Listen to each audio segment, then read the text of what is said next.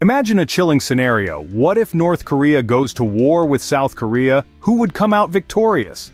It's a question that brings us to the brink of a hypothetical precipice.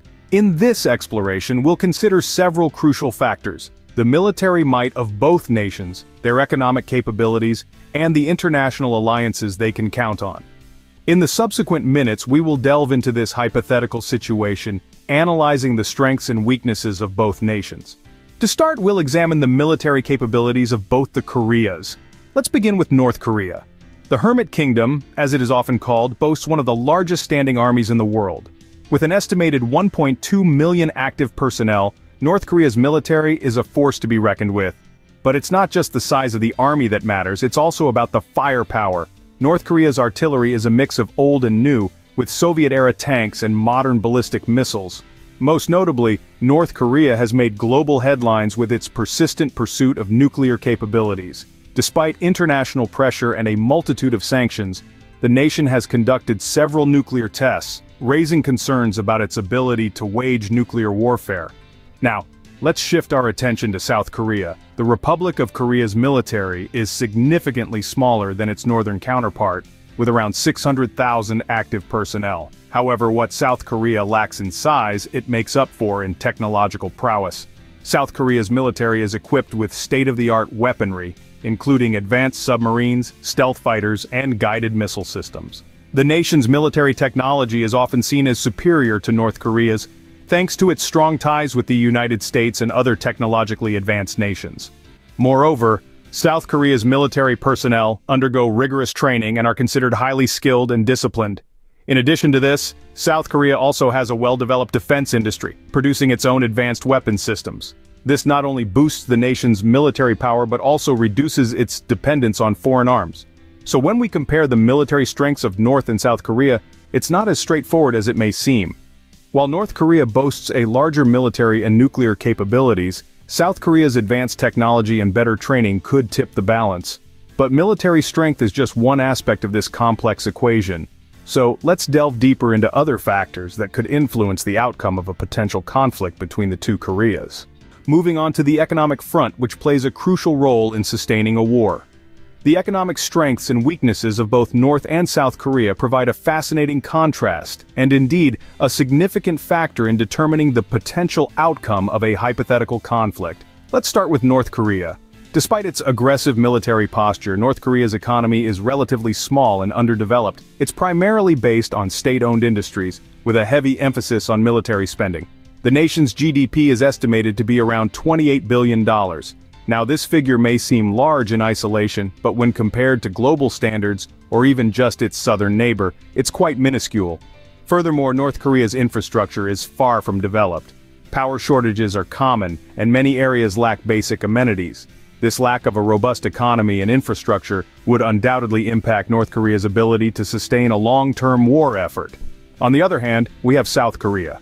South Korea boasts the 12th largest economy in the world, with a GDP that soars over $1.5 trillion.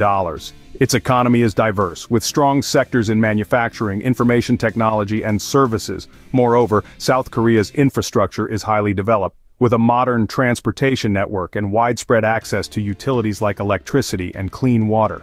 This economic strength would likely allow South Korea to better mobilize resources and sustain a war effort over a longer period. However, it's crucial to remember that war isn't just about the economy. The human, social, and political costs are immeasurable and often outweigh any economic considerations. But purely in terms of economic capabilities, it's clear that South Korea has a distinct advantage. South Korea's strong economy and developed infrastructure give it an advantage over North Korea's struggling economy. But as we proceed to the next section, we'll see that there's more to this complex equation than just economics. Now, let's consider the international alliances of the two Koreas. Allies can dramatically tip the balance in a war scenario, providing support in the form of troops, equipment, or even strategic advice. So, who are the major players linked to North and South Korea? On the one hand, North Korea has a long-standing alliance with China.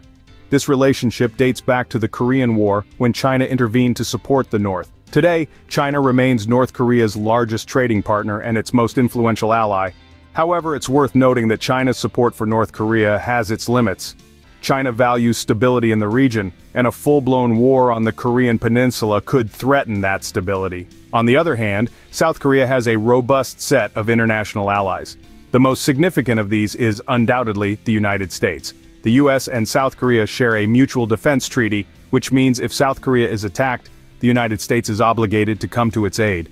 This alliance extends beyond mere words on paper. The US maintains a military presence in South Korea, with around 28,000 troops stationed there. In addition to the United States, South Korea has strong alliances with many Western nations, including the United Kingdom, Australia, and Canada, among others. These countries, while not obligated by treaty to defend South Korea, have often shown support for its security and sovereignty.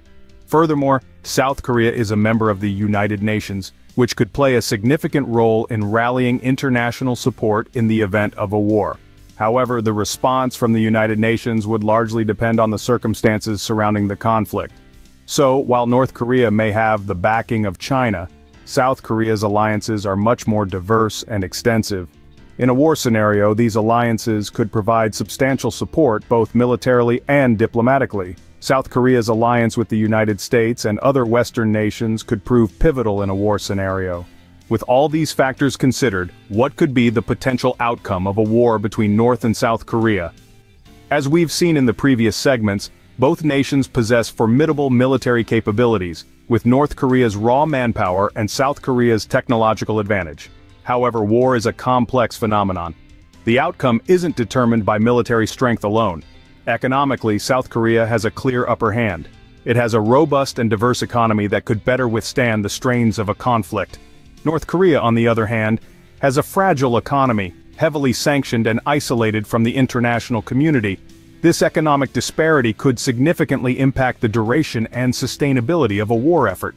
The international alliances and diplomatic ties of the two nations could also play a pivotal role in the event of a war. South Korea's alliance with the United States and other Western nations provides it with a strategic advantage. These alliances could offer critical support in terms of resources, intelligence, and even military aid. North Korea, in contrast, has fewer and more tenuous alliances. Its most significant ally, China, has expressed a desire for stability in the region, making its support uncertain. The human cost of a war between North and South Korea cannot be underestimated. The Korean peninsula is densely populated, and major cities from both sides are within range of each other's artillery. Any conflict would inevitably result in catastrophic civilian casualties and a humanitarian crisis. It's also important to consider the aftermath of a potential war. Even if one side were to emerge as the victor, the process of reunification and rebuilding would be a Herculean task fraught with economic, political, and social challenges. While predicting an exact outcome is impossible, South Korea's economic strength and international alliances give it a distinct advantage. However, the cost of war, both in terms of human lives and resources, would be immense. It's a scenario that the world, and certainly the people of the Korean peninsula, hope to avoid. So, who would win if North Korea goes to war with South Korea? We've journeyed through a comparison of military strengths, economic capabilities, and international alliances to gain a deeper understanding of this hypothetical scenario. In terms of military might, North Korea's large army and secretive nature pose a formidable challenge. However, South Korea's advanced technology, superior air power, and highly trained forces balance out this equation. Economically, South Korea far outpaces its northern counterpart, boasting a robust, dynamic economy and an impressive global presence. This economic strength enables South Korea to invest heavily in its defense, further bolstering its military capabilities. The international alliances of both nations play a crucial role too. North Korea's isolation on the global stage contrasts sharply with South Korea's strong ties with powerful allies, most notably the United States. These alliances could tip the scale significantly in South Korea's favor in a potential conflict.